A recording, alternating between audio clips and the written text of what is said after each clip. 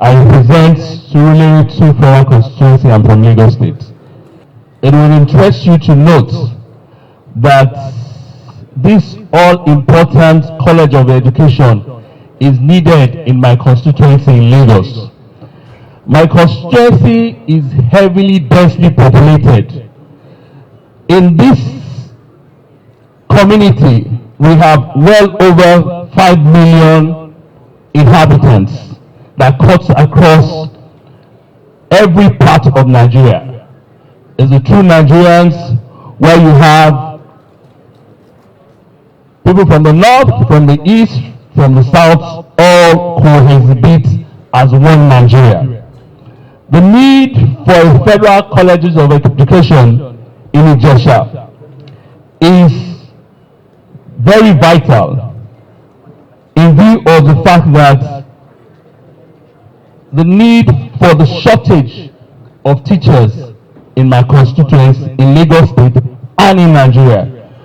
This College of Education will enhance teaching and will make sure that our children, our words, get the best of what is required in this 21st century in order to enhance our educational capability.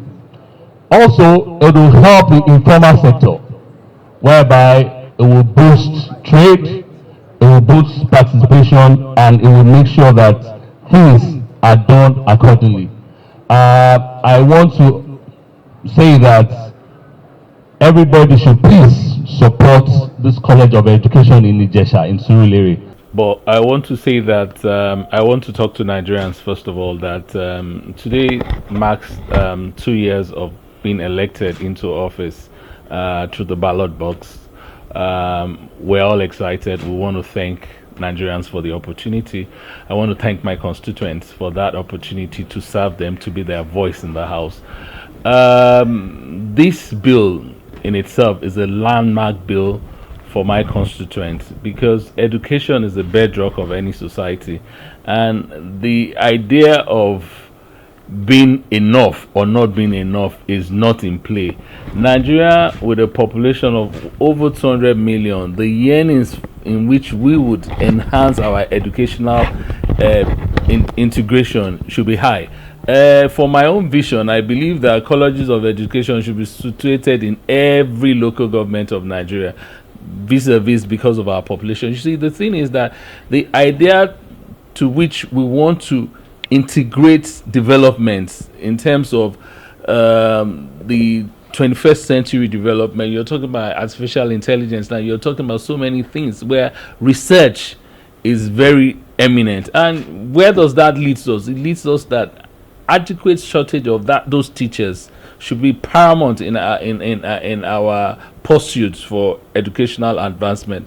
And how do we leverage on that? You see, the fixation of furnitures and fittings, those ones are some things that for me I don't lean on, coupled with the fact that, you know, pre-COVID and post-COVID had brought a lot of dynamics into how education should be seen. And, you know, in terms of research, if we have these colleges of education where research is enhanced, you know, the way we see teaching and the methodology might differ now. So I think the need for having educational centers that are research-based is pertinent to our country now and to the development of this country, Nigeria. Okay, so like I rightly said at the public hearing, I said that the dynamics in my own constituency is a true Nigerian. You have people from the north, from the south, from the west, and from the east. They all cohabit in my constituency. So it's like a mini Nigeria. It's like a driving text case whereby we can bring all these tendencies together and do a proper research in how educational enhancement can be integrated. And you see, the informal sectors too, where trade, you know, I mean, that's our strength, where we could trade and make sure that that cohabitation in terms of leveraging as Nigerians can be enhanced. You know, so that's what makes my unique. And I believe that for me, I mean, we should have a lot of it. We should not be limited by the euphoria that it has to be one per state.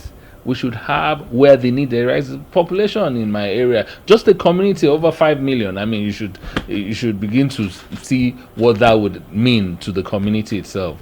Okay, so I also belong to this school of thought, but I mean the narratives can differ. You see, education is not cheap anywhere in the world, except we're kidding ourselves. It requires a lot of funding, it requires a lot of interventions and all that.